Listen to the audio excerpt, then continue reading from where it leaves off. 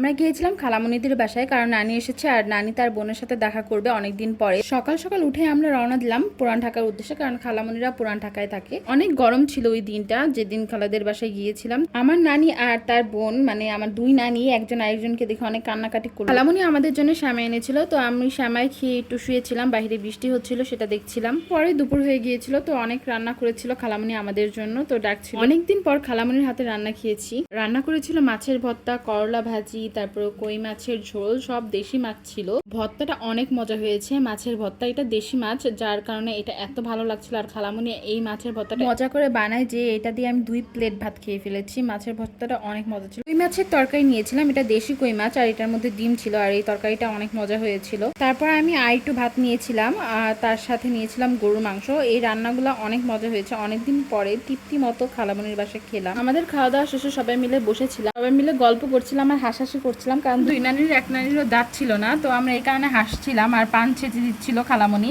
তো আমরা বলছিলাম দাও তুমি পারবে না, আমি দেই ভালো করে। তো আমি একটু পান ছেঁচে দিলাম। আর আমরা একটু নিচে নেমেছিলাম, কারণ ওখানে একটা হল রুম আছে।